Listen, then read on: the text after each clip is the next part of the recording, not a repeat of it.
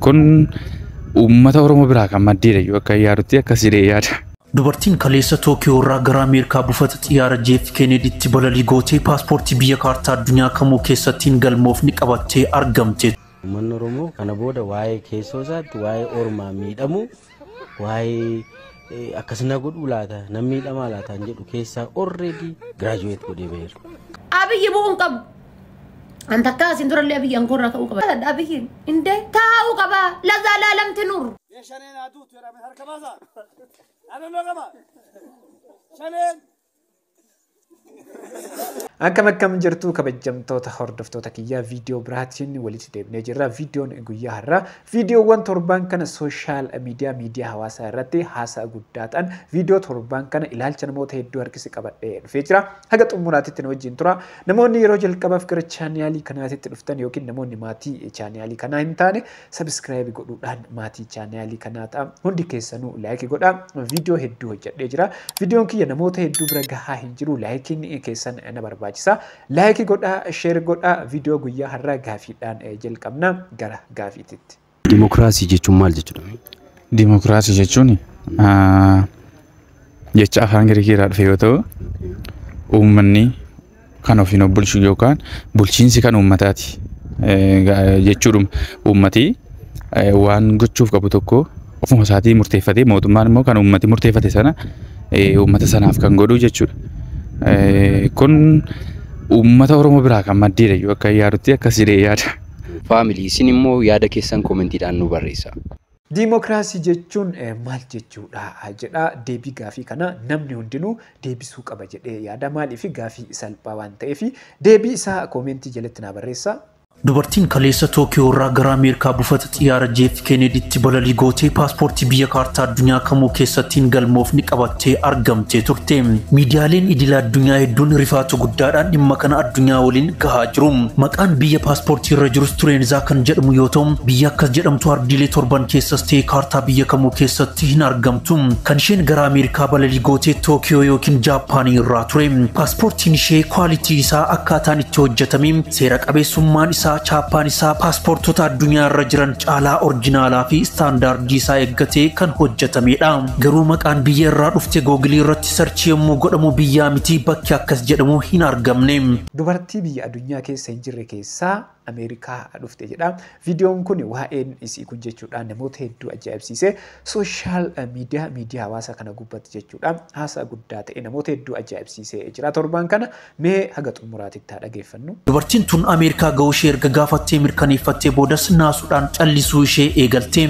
Immigireeshiniin qorannoo irratti gaggeessuuf yoo gaafii dhiyeessuu fi kophaa gungumuun alatti homa takkaa hin haasoftu jedhu. Sana booda qabamtee turtii isaa afurii mana duwwaa keessaa akka turtu taasisanii turan.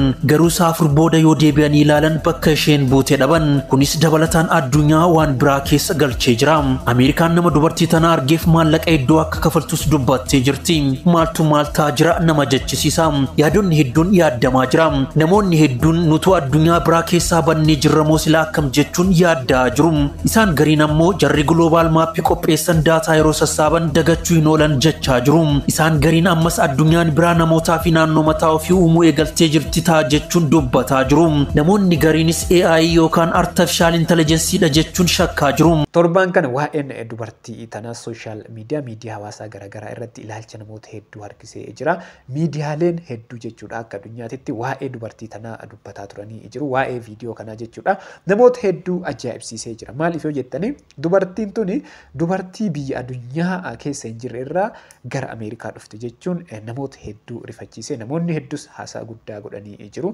Waa'ee kanarratti dubbatanii jiru. Namoonni hedduus karaa garaagaraatiin waa'ee viidiyoo kanaa beekuudhaaf karaa hedduun hojjetaa turanii dhugaan viidiyoo kanaa bahee jira. Dhugaan jirtu maali? Nama tokkotu suuraa isii fayyadamuudhaan viidiyoo hojjetee TikTokii isaa irratti erga fe'een booda viidiyoon kun vaayiraalii bahee jira. Walumaa galatti namoonni hedduu karaa garaagaraatiin irra deddeebi'anii mirkaneessanii jiru. Viidiyoon kun viidiyoo AI'dhaan hojjetame yookiin artificial intelligence dhaan hojjetame.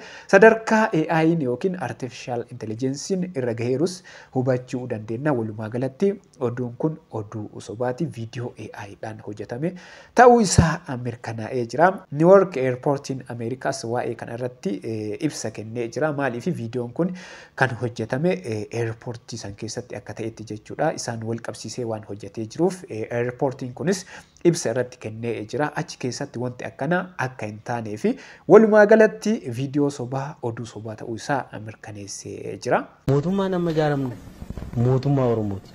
Har'a erga bilisoomtee booda erga aangoon Oromoo harka galee booda Ormi waan dubbateef waan afuufteef gadi baatee afuuffee ishiitiif deebii maaliif deebii psychological makeupiin Oromoo irra jiru psychology biyya bushaa jira psychology bilisoomii luka lamaan dhaabbatee kan ittiin jeeqee Abiy bushuu dadhabe jechisiisu akka kaleessaatti gaafii boo'ichaa sii dhiyeessa Ormi gabrummaa bifa kamiin yoo dhufu hin dhufu malee si'achi uummanni Oromoo kana booda waa'ee keessoo isaatti waa'ee ormaa miidhamu waa'ee akkasina godhuu laata namni miidhamaa laata hin jedhu keessaa already graduate godhee ba'eera.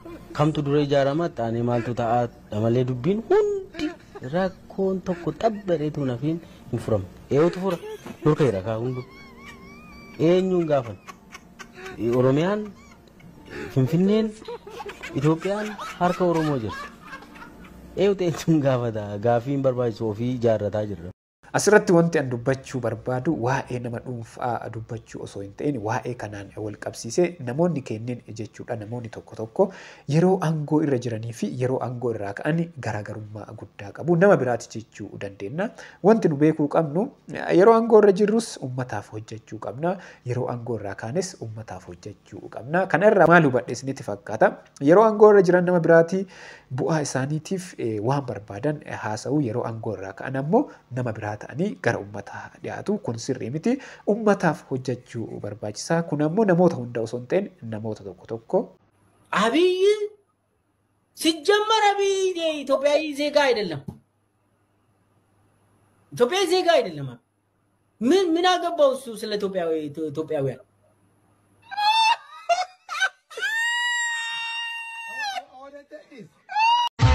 አርባሳጂ አገና ወላሴው ካረቶነ ደመኒ ወላዳ ኩልፋዋል ሚደኒ ወላሴው አሰንቲረን ጀደ Viidiyoon kun viidiyoo yeroo dheeraati. Viidiyoo turaadha. Viidiyoo muummicha ministeeraa Dr. Abiy Ahimadiiti. Gorsa haadha faaxee itti dhiyaadhaa dhageeffadhaa. Kuni dhugaa uummata keessa jiru jedha. Abiy bu'uun qabu. Anta akkasiin durallee Abiy ankoorraa ka'uu qaba. Abiyyiin indee taa'uu qaba. Lazaalaalamti nur indee maarra koo qaba. Waggaa 8 boosagal bulche gaayis. Itti dabalee waggaa 9 nu haa bulchu. Ana dabilisummaa Oromoo obboleessa keessanii miti ka bosona jiru ka maqaa isaatiin uummanni dhumataa jiru. Qoba itti qabaan rakkinna isaanii itti maa rakkinna isaanii sirreeffachuu qaban. Maqaa Oromootiin bosona ta'anii maqaa haadha ofiitiin maqaa abbaa ofiitiin bosona ta'anii haati isaanii sun bor wanni gudeedamtuuf wanni haati isaanii sun rakkattuuf hin jiru. Yaa adabatanii bakka takka taa'u yaa mootummaa waliin piisiifattaru. Ganda keessa deemaa viidiyoo waraabaa gallakkisaa naannoo kanatti sangaa qalanne naannoo kanatti saa qalanne naannoo kanatti ammoo akkana nu simatanii bosona ebeluu akkas goonee jira ganda ebeluu akkana goonee irra kaabinee ganda kana akkanatti gumnee jira mana milishaa akkana goonee jira dhanii keessa bayaniitiin kutan gaafqaa waraanni mootummaatti seenee maxii balleessa kandee. Viidiyoon itti aanu viidiyoo torban kana sooshaal miidiyaa hawaasaa kana irratti jechuudha. Keessattuu TikTok irratti jechuudha. Namoonni hedduu ilaalanii namoonni hedduu sheer laayikii godhanii. Shaneen aduu tu jedhame harka baasa. Naannoo qaba. Shaneen.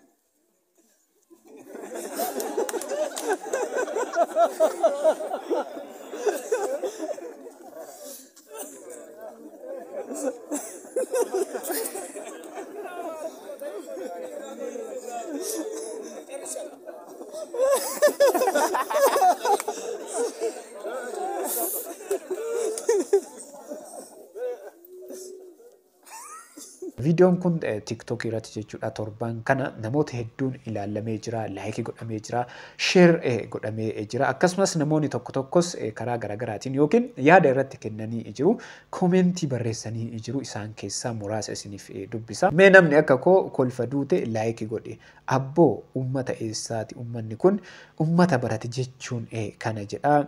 wallaggaa koo biyya dhiiraa aanaa qondaalaa maali kun uummanni ferroon dhugaa akkam namatti tolu jedha. Viidiyoon guyyaa har'as kana fakkaata. Isinis mee waa'ee kanarratti yaada keessan naaf barreessaa yookiin yaada keessan koomentii jalatti barreessaa. Namoonni hanga ammaatiitti ilaaltanii maatiin ta'e maatii ta'a laayikii godhaa sheer godhaa ana wajjin viidiyootti aanuun wal agarraa hangasitti yeroo gaarii.